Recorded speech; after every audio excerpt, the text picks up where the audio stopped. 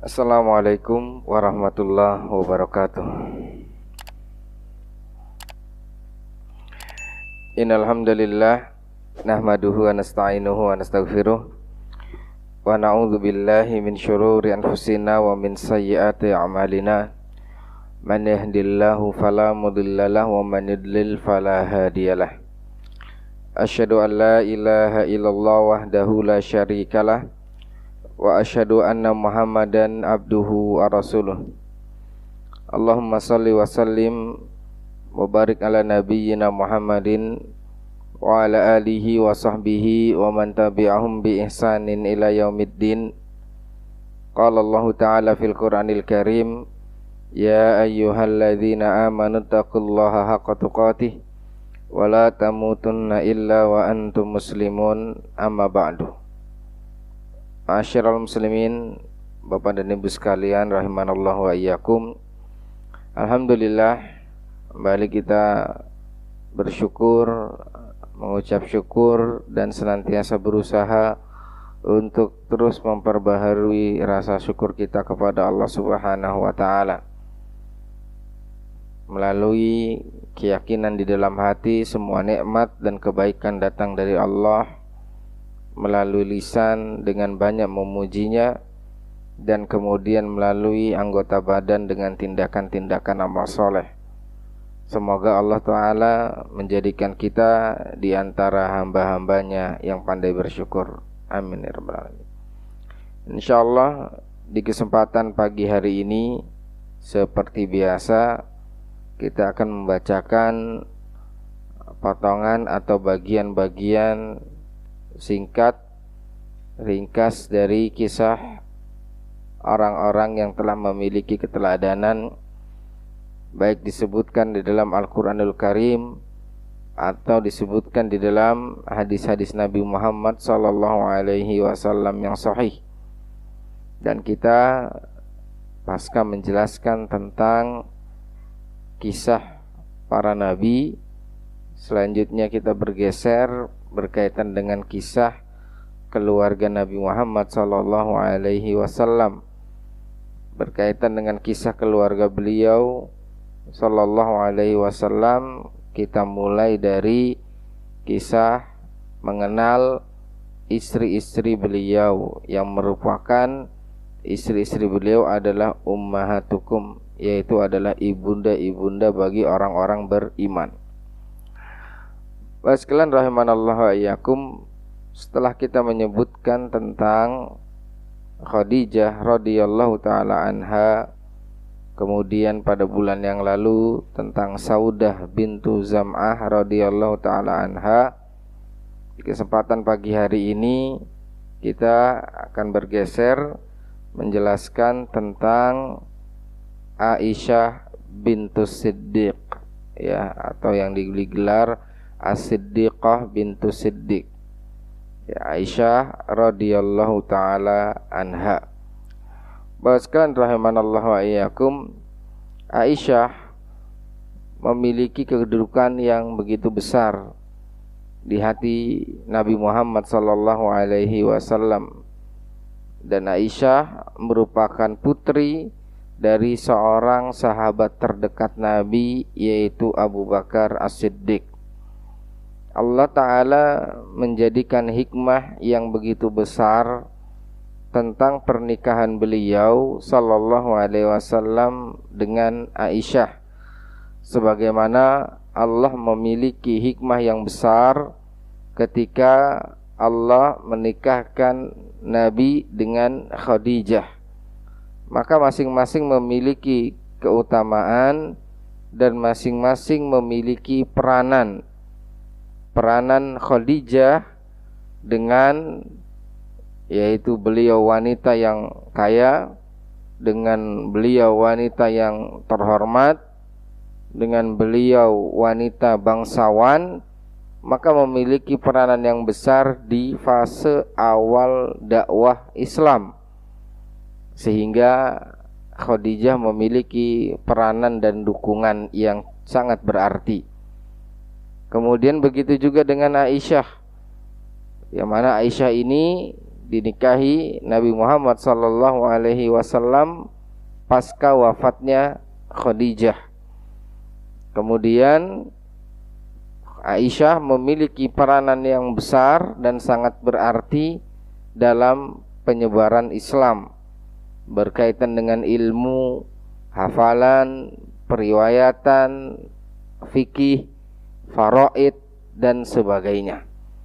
Baik sekalian rahimakumullah, kita sebelum menyebutkan banyak hal seperti biasa kita akan sebutkan terlebih dahulu berkaitan dengan nama dan nasab Aisyah radhiyallahu taala anha. Nama beliau adalah Aisyah bintu Abi Bakrin As-Siddiq. Ya, beliau adalah putri Abu Bakar. Dan Abu Bakar ini memiliki 4 istri. Istri yang pertama bernama Qatilah. Qatilah ini nanti punya anak namanya Asma dan Abdullah. Dan Asma adalah saudara Aisyah beda ibu. Asma ini yang pernah kita sebutkan pada peristiwa hijrahnya Nabi dari kota Mekah ke kota Madinah. Nabi sempat berdiam diri di goa Goa apa namanya, Pak? Goa Sur. Ya, sempat berdiam diri di Goa Sur untuk mengelabui rute perjalanan dan pengejaran orang-orang Quraisy. Goa Sur ini letaknya ada di sebelah selatan kota Mekah. Sedangkan Madinah itu ada di utara kota Mekah.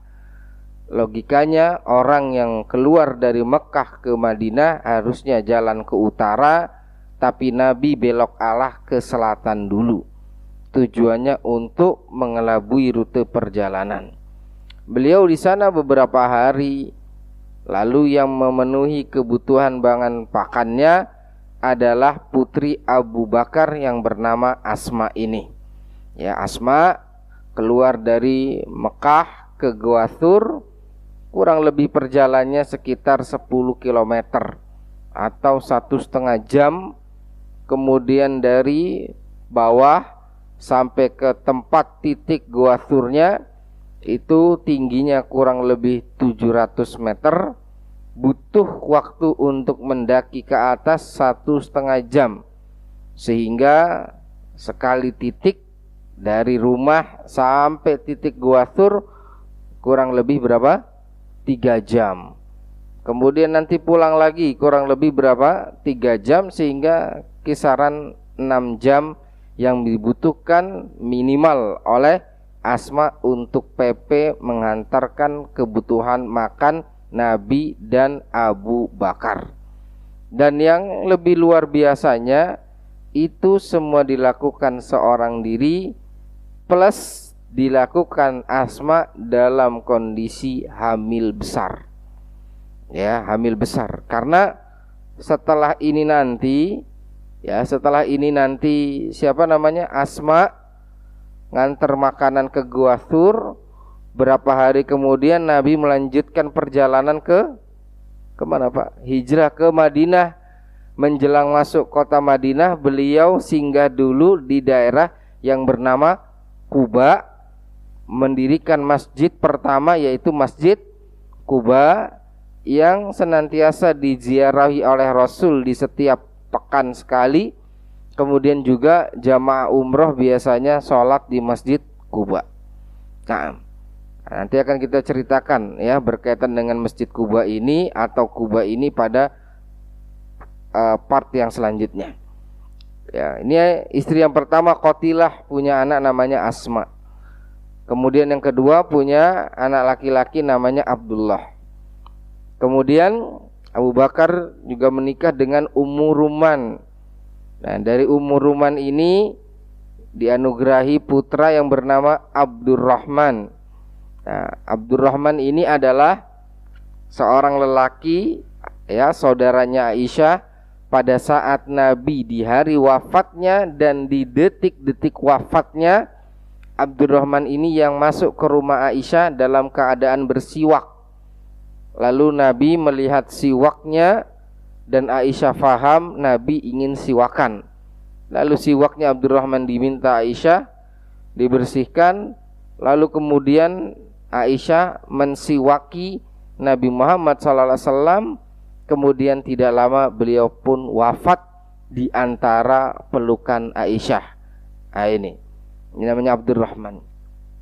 Kemudian Ummu Ruman selain memiliki anak bernama Abdurrahman, memiliki anak yang bernama Aisyah ini. Ya, sahibatul kisah yang sedang kita ceritakan. Kemudian yang selanjutnya yaitu istri yang ketiga namanya Asma bintu Umais. Ya, beliau punya anak namanya Muhammad. Ya, kemudian yang keempat punya istri bernama Habibah. Dan darinya lahir Ummu Kulsum. Nah, sekalian rahimahullah, ini berkaitan dengan keluarga Aisyah. Disebutkan Aisyah itu dilahirkan di kota Mekah di tahun Fisanati Tsaminah qabla al-hijrah. Ya, tahun ke-8 ya sebelum hijrah. Ya, di tahun ke-8 sebelum hijrah. Sebagian lagi mengatakan bahwasanya beliau lahir di tahun 9 ya sebelum hijrah. Dan Aisyah ini usianya ya lebih muda dari Fatimah. Ya. Jadi antara Aisyah dengan Fatimah usianya itu mudaan Aisyah. Ya, sehingga nanti ketika Fatimah menjadi putri dari Fatimah menjadi putri Nabi, lalu Aisyah menjadi suami Nabi, maka ibu sama anak tuaan mana, Pak? Ya, nanti akan tuaan anaknya. Nah, dan kita akan sebutkan berkaitan dengan umur pernikahan Aisyah. Nah, lalu kemudian ya, dari sini disebutkan oleh para ulama bahwasanya pada saat Nabi Muhammad SAW wafat, usia Aisyah itu masih kisaran 18 tahun. Sehingga usia yang sangat produktif pasca wafatnya Nabi untuk menyebarkan ilmu Islam.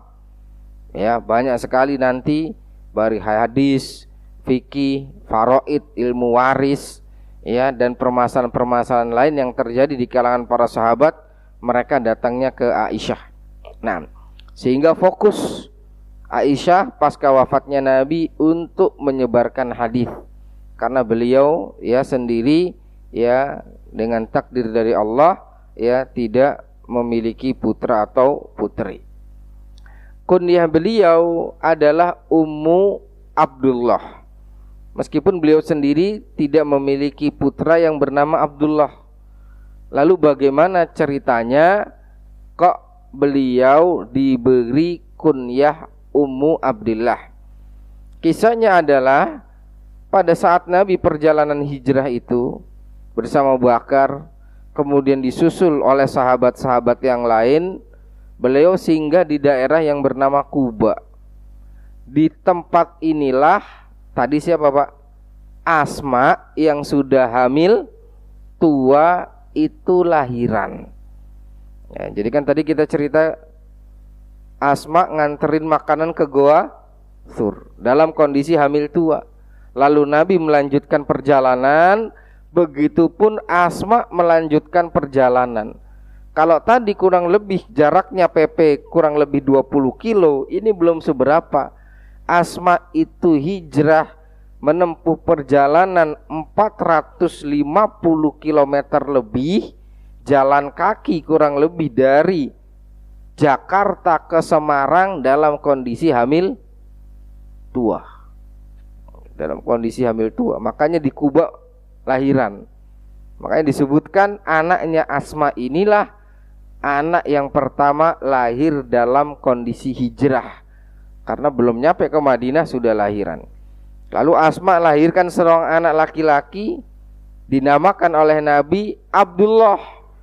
Dan Aisyah yang gendong anak tersebut, nah, karena kamu yang gendongnya, kamu dipanggilnya Ummu Abdillah.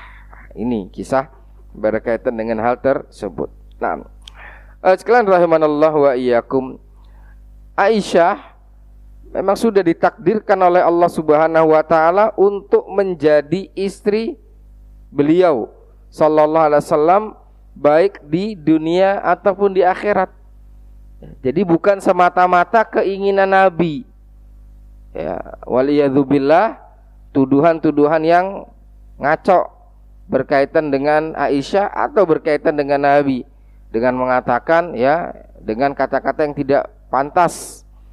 Ya, disebutkan di dalam hadis yang dikeluarkan oleh Imam Bukhari dan Muslim yang selainnya, Aisyah pernah cerita dulu Nabi ya waktu sebelum menikah dengan Aisyah itu sempat bermimpi, uritu kafil manam, saya pernah bermimpi di dalam tidur, inni atazawwajuka marratain.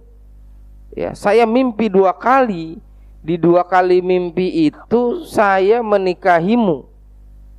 Nah, ra'aitul malak yahmiluka fi sarqatin min harir. Saya melihat malaikat membawa suatu wadah, ya. Kemudian aku mengatakan kepada malaikat, apa itu? Maka bukalah. Ya, kemudian ketika disikap, ya ternyata di situ ada rupamu wahai Aisyah. Fakultu, maka aku pun bergumam di dalam hati, iyyakun hadza min indillah yamdih. Kalau seandainya mimpi ini benar dari Allah, pasti ini akan terjadi. Dan itu kemudian terjadi lagi dalam mimpi yang selanjutnya, dan demikian. Berarti yang pertama, pernikahan Aisyah dengan Nabi Muhammad SAW atau pernikahan beliau SAW dengan Aisyah merupakan kehendak dan takdir dan hikmah dari Allah. Kemudian yang kedua, bahwasanya disebutkan di dalam hadis yang lain bahwasanya Aisyah adalah kelak akan menjadi istri Nabi di dunia dan di akhirat, di dunia dan di surga. Disebutkan oleh Aisyah, anna Jibril ja'a bi suratiha. Malaikat Jibril datang dengan rupanya, kemudian membawakan wadah yang berwarna hijau kepada Nabi, kemudian mengatakan, inna hadhihi zaujatuka fil dunya wal akhirah. Wahai Nabi, inilah nampak rupa istrimu di dunia dan di akhirat. Ketika dibuka, ternyata itu adalah Aisyah. Nah, sekalian rahimanallah wa iyyakum, ya, ini yang disebutkan diantaranya berkaitan dengan pernikahan Nabi Shallallahu Alaihi Wasallam dengan Aisyah. Kemudian ini faktor apa, Pak? Ya, faktor ilahinya. Lalu yang kemudian adalah faktor manusiawinya. Faktor manusiawinya seperti apa? Pernikahan Nabi dengan Aisyah itu bukan dimulai dengan keinginan Nabi sendiri, tetapi adalah seorang wanita yang bernama Khawlah bintu Hakim yang merupakan istri dari Utsman bin Maz'un. Nah, Utsman bin Maz'un ini adalah saudaranya ibunya Umar bin saudara ibunya dari Hafsah, atau nantinya adalah istrinya Umar. Ya, Khawlah bin Hakim ini tahu Nabi itu sedih setelah ditinggal sama Khadijah. Lalu Khawlah ini datang nemui Nabi dan mengatakan, ya Rasulullah, ala tazawwaj, kenapa engkau tidak menikah lagi kalau seandainya engkau sedih? Lalu Nabi bilang, man, dengan siapa saya harus menikah? Kemudian kata Khawlah, in syi'ta bikran wa in syi'ta thayyiban. Kalau kamu mau, kamu bisa menikahi janda, atau kalau kamu mau, kamu bisa menikahi gadis. Kemudian kata Nabi, wa minal bikr, siapa? Dari gadis siapa kira-kira? Kata Khawlah bintu Hakim, ibnu ahabbi khalqillah ilaik, putrinya sahabat terbaikmu. Siapa sahabat terbaik Nabi? Abu Bakar. Yaitu adalah putrinya Abu Bakar. Nah, ini usulan dari siapa? Khawlah bintu Hakim. Kemudian wa minats thayyib, dari janda siapa? Dari janda adalah Saudah bintu Zam'ah yang kemarin kita ceritakan. Amanat bika wa taba'atka ala ma anta alaih. Beliau ini wanita senior yang awal-awal ikut Islam kepadamu dan kemudian menjadi pengikutmu. Nah, kemudian setelah itu kata Nabi, fadhabi wadhkurihima alayya. Silakan kamu pergi menemui keduanya, Aisyah dan Saudah, ceritakan perihal tersebut. Nah, ya, ceritakan perihal tersebut. Maka Khawlah bintu Hakimlah yang menjadi satu pencetus ide pernikahan Nabi pasca wafatnya Khadijah. Kemudian yang kedua, Khawlah bintu Hakimlah yang memiliki ide Nabi bisa memilih janda atau gadis. Yang ketiga, nama Aisyah dan nama Saudah itu muncul dari idenya Khawlah, bukan dari Nabi sendiri. Nah, ini Pak, dari sini titik ini sering saya ingatkan dan sering saya sampaikan di beberapa pertemuan, pentingnya membaca hadis. Jangan cuma dengar cerita. Kalau dengar cerita, orang itu bisa apa Pak? Ya, bisa menambah sana dan sini cerita itu. Bisa berimajinasi ke sana ke sini. Tapi kalau orang benar baca hadisnya plek ketiplek, lafaz dengan lafaz, dia akan tahu hakikat dari sesuatu. Kalau seandainya Nabi nikah dengan Aisyah begini-begini dan seterusnya, kemudian adalah ucapan-ucapan yang tidak bagus ya berkaitan dengan Nabi. Nah, tapi kalau orang itu baca riwayat hadisnya, jelasnya, lafadznya seperti apa, insya Allah Allah akan berikan hidayah. Oleh sebab itu hadis Nabi itu termasuk kategori hidayah. Lalu kemudian datanglah ya Khawlah bintu Hakim ya dengan siapa Pak? Ya kepada Ummu Ruman, ibunda dari Aisyah. Naam. Sekalian rahimanallahu wa iyyakum. Ini diantaranya. Kemudian yang selanjutnya adalah bagaimana proses pernikahan ya antara Nabi sallallahu alaihi wasallam dengan Aisyah. Maka tadi ya Khawlah bintu Hakim datang ke ibunya Aisyah. Kemudian ya mendoakan, adkhalallahu alaikum minal khair wal barakah. Semoga Allah mencurahkan kebaikan dan keberkahan.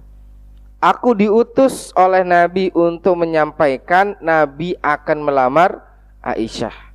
Kata ibunya, waditu, nah, kalau begitu saya juga senang kalau seandainya Nabi melamar putriku Aisyah. Intadhiri Abu Bakrin, tapi tunggu bapaknya dulu. Fa innahu atin, maka sebentar lagi bapaknya akan pulang. Maka ketika Abu Bakar pulang, ya kemudian saling bercerita begini begitu, kemudian ternyata disetujui oleh Abu Bakar. Khawlah bintu Hakim pun pulang dan menyebutkan kepada Rasulullah sallallahu alaihi wasallam. Sekalian rahimanallahu wa iyyakum. Kisah pernikahannya itu disebutkan di dalam Sahih Bukhari di nomor hadis 3894. Aisyah bertutur, tazawwajanin nabiyyu sallallahu alaihi wasallam wa ana bintu sitti sinin. Aku dinikahi oleh Nabi ketika berumur 6 tahun. Wa qadimnal Madinah fanazalna fi Bani Haris fa waqa'tu syahra. Ya, kemudian setelah itu ya aku berumah tangga dengan Nabi Muhammad sallallahu alaihi wasallam ketika berumur 9 tahun. Jadi gini Pak, Nabi menikahi Aisyah ketika masih di Mekah, pasca meninggalnya Khadijah 1 bulan. Khadijah wafat di bulan Ramadan. Di bulan Syawal Nabi menikahi 2 wanita. Yang pertama Saudah, yang kedua Aisyah. Ini ada hikmahnya. Kenapa kok Nabi ditinggal Khadijah di bulan Ramadan, 1 bulan setelahnya bulan Syawal Nabi menikahi 2 wanita, Saudah dan Aisyah. Disebutkan oleh para ulama, hikmahnya adalah Nabi ingin membantah dan meluruskan keyakinan menyimpang orang jahiliyah kalau ada orang menikah di bulan Syawal potensi bala malapetaka. Ya, kalau zaman sekarang apa, Pak? Sekarang mengatakan apa? Bulan sial.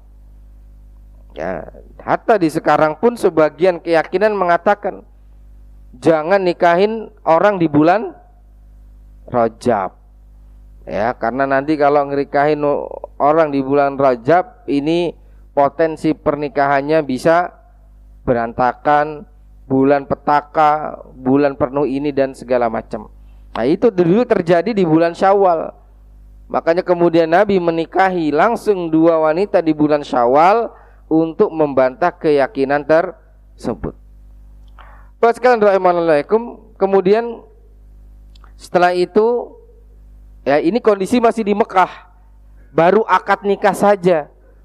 Kemudian, ya, setelah itu Nabi hijrah dari Mekah ke Madinah, dan 3 tahun setelahnya, setelah tahun pernikahan, setelah beliau hijrah ke Madinah, baru kemudian beliau berumah tangga. Bapak sekalian rahimallakum, di sini yang perlu kita sampaikan di titik ini tentang pernikahan Nabi dengan Aisyah di usia Aisyah yang demikian. Bapak sekalian rahimallakum, disebutkan bahwasanya berkaitan dengan pernikahan Nabi dengan Aisyah di usia yang yang belia, maka kata para ulama perlu ditilik ke beberapa hal. Yang pertama adalah jangan samakan bi'ah, lingkungan, tempat tumbuh dan besarnya Aisyah dengan lingkungan kita. 1. Yang kedua yaitu adalah bahwasanya Aisyah memang besar di lingkungan apa, Pak? Ya, yang dimana di lingkungan tersebut adalah lingkungan yang panas, ekstrim, sehingga dari sisi kesiapan, kematangan dan mental itu beda dengan lingkungan yang ada di selainnya. Kita nggak usah jauh-jauh, Pak, ke zaman dulu. Kita lihat anak-anak kita yang tinggal dan besar tumbuh di kota dengan anak yang tinggal dan besar di kampung, di desa sekarang. Ya, anak SMP di sini ya bisa nyuci piring aja sudah alhamdulillah. Sedangkan di kampung mereka, ya kampung pun sekarang sudah agak modern. Kalau misalnya ditarik lagi ke daerah yang benar-benar pelosok, anak usia SMP itu sudah bisa bantu nyawah, udah bisa bantu berkebun, udah bisa bikin ini itu dan segala macam. Di kita, anak SMP yang laki bisa megang sapu aja, syukur. Ya, hari ini anak-anak SMP kita banyaknya megang gawai. Ya, seperti itu. Di kampung, anak SMP mungkin mereka sudah bisa ini itu dan segala macam itu. Ya, ini masih dalam satu tataran kita Nusantara. Yang satu di kota, ya, dimanja dengan berbagai macam fasilitas yang ada. Yang satu harus hidup di desa dengan segala keterbatasan yang ia punya. Hasilnya kan beda dari sisi itunya, Pak. Nah, begitu juga dengan apa? Aisyah yang hidup di Mekah, kemudian daerah tandus, daerah kering, ya, daerah yang dituntut kemandirian di situ. Nah, sekalian ingat nggak? Ketika kita bicara tentang Nabi Muhammad, umur berapa Nabi sudah mulai mengembalakan kambing? Berapa, Pak? Pasca meninggalnya sang kakek di usia Nabi 8 tahun. 8 tahun di sini, Pak. Itu kelas berapa, Pak? Baru kelas 2 SD. Ya. Yang berangkat sekolahnya bawa bekal. Atau enggak dipesenin bekal dari sekolah atau dari orang ya wali murid yang lainnya. Tapi Nabi sudah mengembalakan kambing. Ini diantaranya. Dan kemudian hal itu juga disetujui dan diiyakan ya oleh seorang dokter kafir juga. Ya, disebutkan namanya adalah faqala Dr. Dushni. Dia adalah tabibah Amerika. Seorang dokter Amerika mengatakan innal fatatal baydha fi Amerika. Sesungguhnya wanita-wanita atau gadis-gadis kulit putih di Amerika qad tabda'u fil buluk, itu bisa balik di usia sekitar 7 atau 8 tahun. Wal fatat dzatul aslil ifriqi, adapun gadis-gadis di Afrika itu karena cuacanya lebih ekstrim, mereka bisa balik di umur 6 tahun, lebih cepat dari usia anak-anak Amerika. Wa minats tsabit, dan yang telah tetap ya di dalam ilmu kedokteran, anak gadis haid pertama itu bisa terjadi di antara usia 9 sampai 15 tahun. Nah, Indonesia yang di daerah apa, Pak? Ya, cuaca seperti ini, anak-anak kita biasanya umur berapa, Pak? Umur 10-an ke atas. Ya, umur 10-an ke atas, ya bisa 10 itu kelas 4, ya bisa kelas 11, ya bisa kelas umur 11 di usia 5 SD. Nah, Allah Ta'ala misal, ini yang pertama. Jadi faktor tabiah, lingkungan. Kemudian yang kedua, bahwasanya sebelum dilamar oleh Rasul, Aisyah sebetulnya itu sudah sempat dilamar dulu oleh sahabat yang lain. Nah, ini yang orang nih nggak tahu. Ya, sebelum dilamar oleh Rasul, sempat Aisyah itu dilamar dulu oleh yang lainnya, cuman prosesnya tidak dilanjutkan, yaitu namanya Jubair bin Mut'im. Ya, sempat dilamar oleh Jubair bin Mut'im, cuman proses tidak dilanjutkan. Datang Nabi, diiyakan. Kemudian yang ketiga, ya, bahwasanya Nabi itu bukan satu-satunya orang dan bukan satu-satunya yang ada di sejarah Arab saat itu yang menikahi wanita di usia belia. Sebelumnya siapa, Pak? Kakek beliau namanya siapa? Abdul Muthalib. Nah, kita sempat cerita Abdul Muthalib. Abdul Muthalib itu kan sempat mimpi, Pak. Sempat dulu sempat menjaga sumur Zam-Zam, ya. Kemudian setelah itu bertekad untuk memiliki anak laki-laki banyak supaya bisa mewarisi sumur Zam-Zam.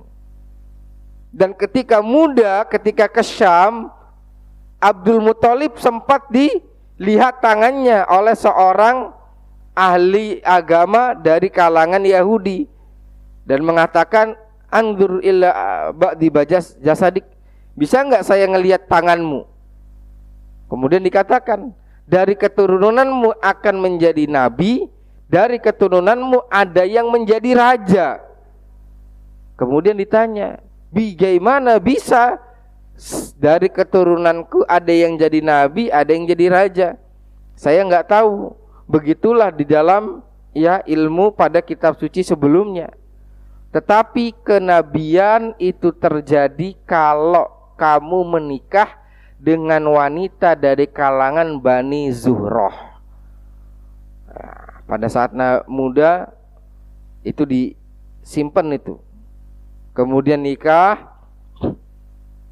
Kemudian ketika menjaga Zam-Zam, punya anak banyak, lalu Abdul Muthalib cari wanita dari Bani Zuhrah.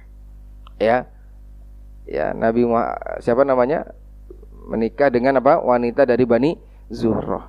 Maka pada saat itu Abdul Muthalib pergi bareng sama Abdullah.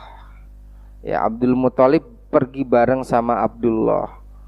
Abdullah dinikahkan dengan Aminah.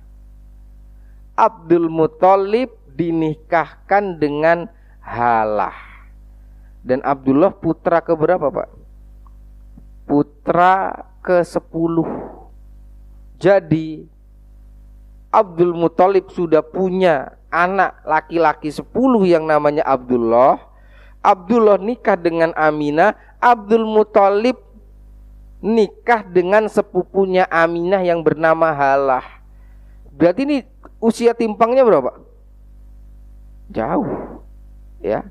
Aminah nikah dengan Abdullah. Lalu kemudian Abdul Muthalib nikah dengan Halah. Sedangkan Abdullah aja itu sudah anak ke-10-nya.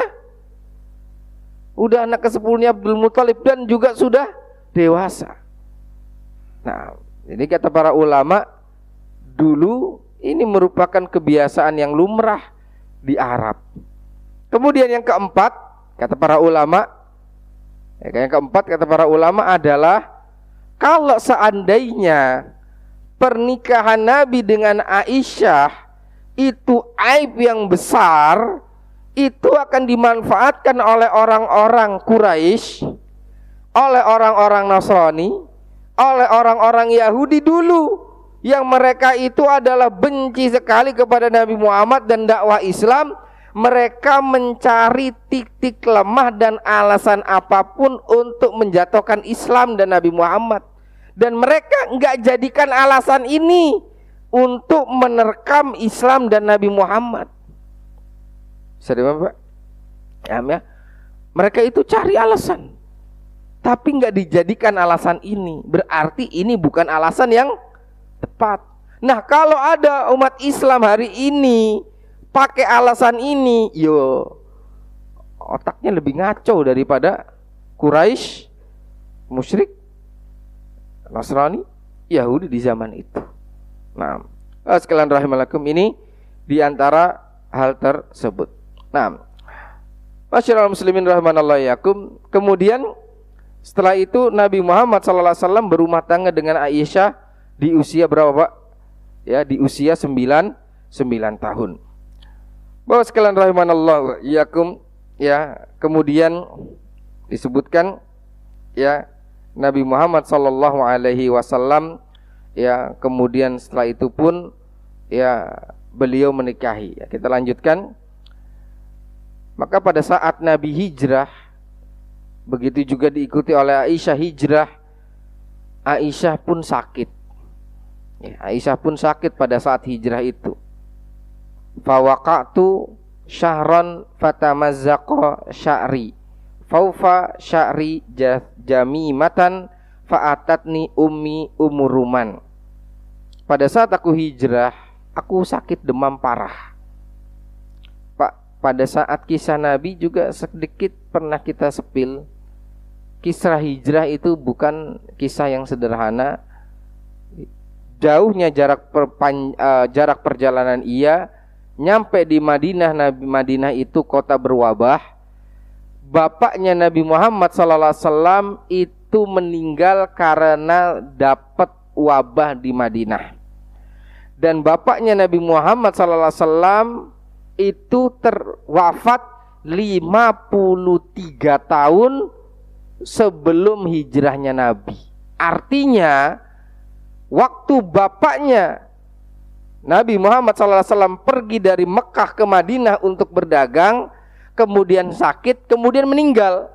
Nabi saat itu masih di mana, Pak? Di rahim. Kemudian lahir, Nabi 40 tahun di Mekah, kemudian 13 tahun dakwah di Mekah, usia 53 beliau hijrah ke Madinah, wabah itu masih ada. Jadi wabah di Madinah itu bertahan dalam waktu yang sangat lama, 53 tahun. Itu wabah dulu yang menjadi penyebab Abdullah meninggal. 53 tahun setelahnya Nabi hijrah ke Madinah, Nabi pun kena wabah itu sampai sakit, demam, sholat gak bisa berdiri, sholat duduk. Abu Bakar sampai wasiat kematian, Bilal wasiat kematian, Aisyah sakit sampai rambutnya rontok. Pak, lalu Nabi pun berdoa. Ya, jadi kalau sekarang kita ke Madinah asik, pada selfie, tur kota, itu sekarang. Ya, masuk ke museum apa? Ya, apa Pak namanya? Murah-murah itu. Ya, museum Quran ya, museum Quran itu yang ada orang Arab bisa ngomong Indonesia. Ya, ya itu sekarang. Dulunya gak seperti itu. Atau museum wahyu itu adanya di Mekah ya. Nah, ya, kemudian apa? Nabi berdoa. Apa doanya? Allahumma, ya Allah, barik lana fi thimarina wa sa'ina. Berkahilah buah-buah kota Madinah dan berkahilah timbangan kota Madinah. Allahumma habib ilaina Madinah kahubina Makkah au asyad. Ya Allah, jadikanlah Madinah kota yang kami cintai seperti Mekah, bahkan kalau bisa lebih kami cintai daripada Mekah. Ini kedua. Tiga, Allahumma nqulhumaha wa ja'alha fi Juhfah. Ya Allah, pindahkanlah demam yang ada di Madinah, taruh di Juhfah. Kemudian semenjak saat itu Madinah menjadi kota yang aman dari wabah. Wabah demam yang ada di Madinah sudah hilang, pindah ke Juhfah. Kata Imam Nawawi, di zaman beliau kalau ada orang minum dari sumur Juhfah, potensi cepat kena meriang. Ya, jadi fawaqatu syahra. Kemudian setelah itu Aisyah demam sampai rambutnya rontok. Pak, saya mau tanya, mohon maaf, di zaman kita sekarang penyakit apa yang bisa bikin rambut rontok? Apa? Tipes. Apa? Kanker. Berarti itu tipikal penyakit apa, Pak? Yang bukan sembarangan. Aisyah sampai habisnya rontok, Pak, karena demam yang dirasakan pada saat itu. Nah, kemudian setelah itu ya yang terjadi apa? Kemudian beliau berobat, ya, kemudian diobati dan diurus sama ibunya. Kemudian tsumma adkhalatni, setelah sembuh beliau dibawa oleh ibunya ya menemui wanita Ansor. Kemudian wanita Ansor yang ada di Madinah mendoakan kepada Aisyah alal barokah wal khair, semoga kebaikan dan keberkahan tercurah olehmu Aisyah, engkau dinikahi oleh Rasul sallallahu alaihi wasallam. Lalu kemudian beliau pun didudukkan di hadapan di dekat para wanita Ansor. Kemudian setelah itu Rasul sallallahu alaihi wasallam pun datang menemui Aisyah, dan saat itu umur Aisyah adalah 9 tahun. Kemudian orang-orang silih berganti datang dan mengatakan barakallahu laka fihim, barakallahu laka fik. Ya, semoga Allah memberkahimu. Bapak sekalian rahmanallah yakum, ya, di sini kemudian Aisyah menceritakan datang laki-laki dan perempuan, lalu Nabi pun ya menyembelih onta dan Nabi pun menyembelih kambing untuk menjadi hidangan siapa, Pak? Ya, untuk menjadi hidangan para jamaah yang hadir. Ya. Oleh sebab itu sebagian ulama berpendapat kalau ada walimah sebetulnya itu tanggung jawab siapa?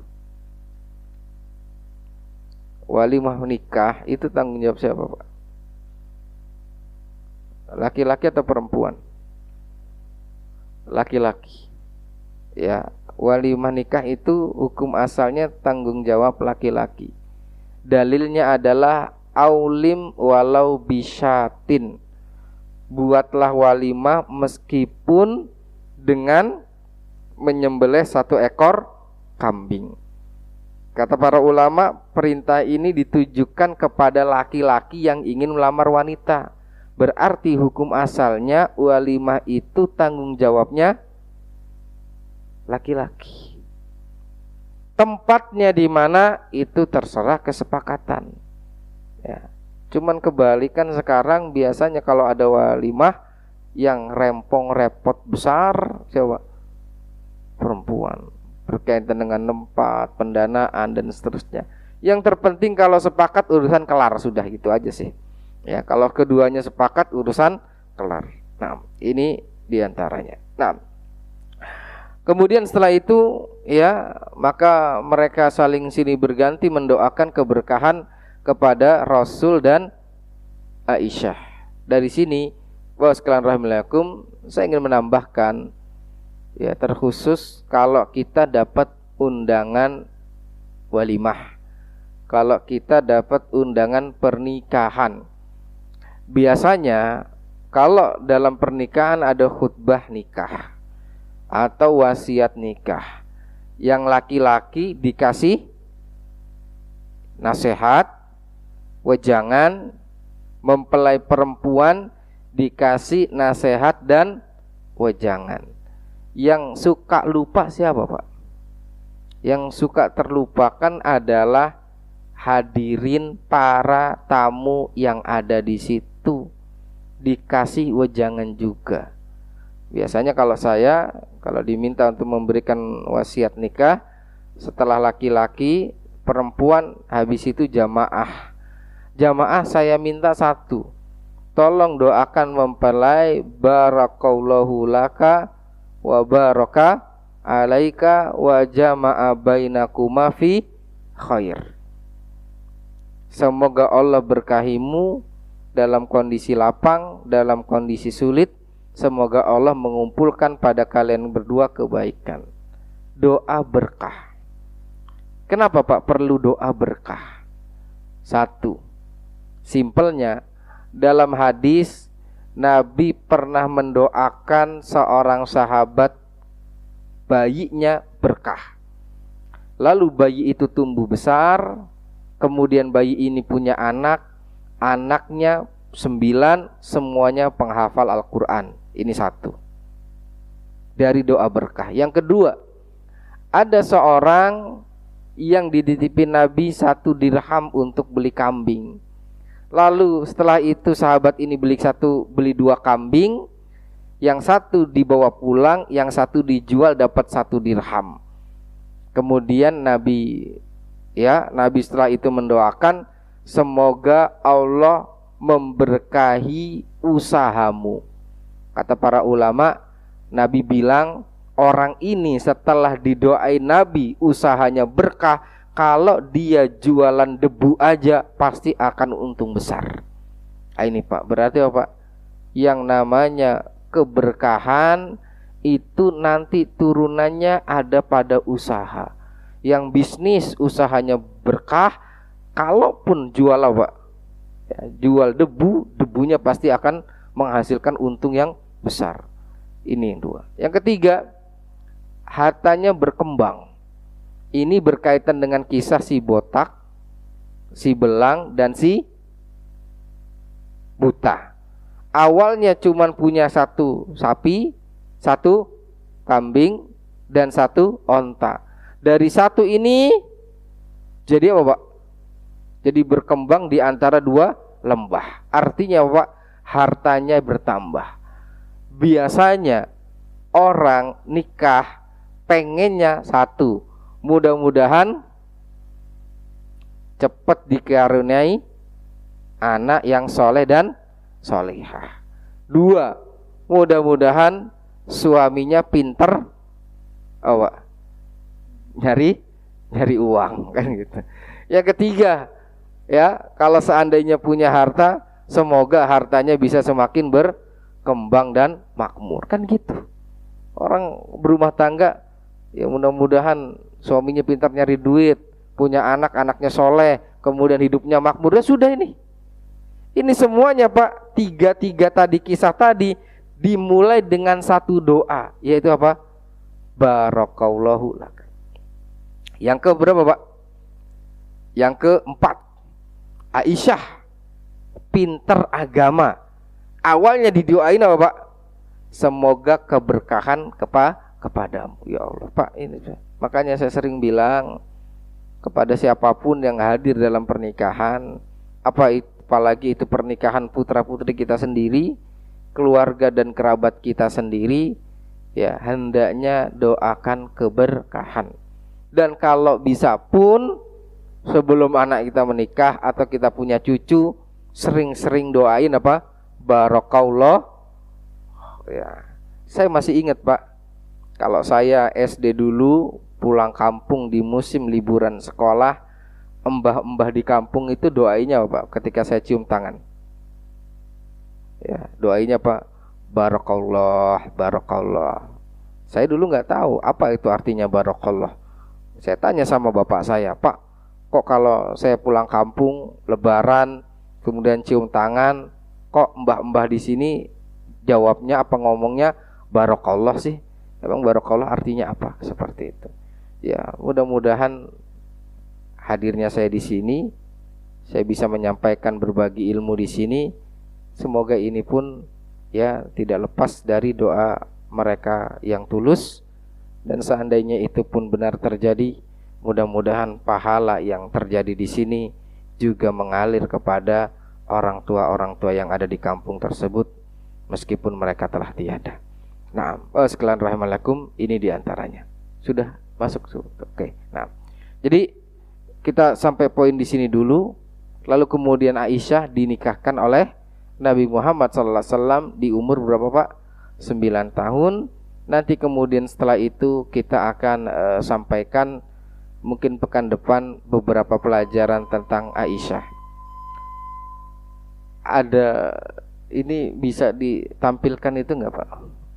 PPT atau file pekan depan.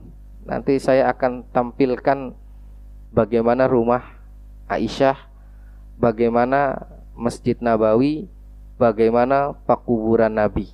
Ya, saya akan tampilkan di situ dari slide yang dibuat oleh Syekh Abdul Muhsin Al-Qasim, imam dan khatib Masjid Nabawi. Jadi PPT ini dari imam dan khatib Masjid Nabawi sendiri yang bikin. Dituangkan dalam sebuah buku, filenya kemudian saya dapat. Insyaallah dalam bulan depan kita akan bercerita berkaitan dengan ya rumah tangga Aisyah bersama Nabi Muhammad sallallahu alaihi wasallam. Nah, mungkin ini dulu yang dapat saya sampaikan. Kesimpulannya di pagi ini kita belajar satu, yaitu sebab pernikahan Nabi dengan Aisyah. Nama beliau, keluarga beliau, ya, kemudian awal pernikahan itu seperti apa, kemudian prosesi pernikahannya seperti apa. Nah, bulan depan insya Allah berkaitan dengan rumah tangga Nabi dengan Aisyah radhiyallahu taala. Nah, Allah taala alam shawab.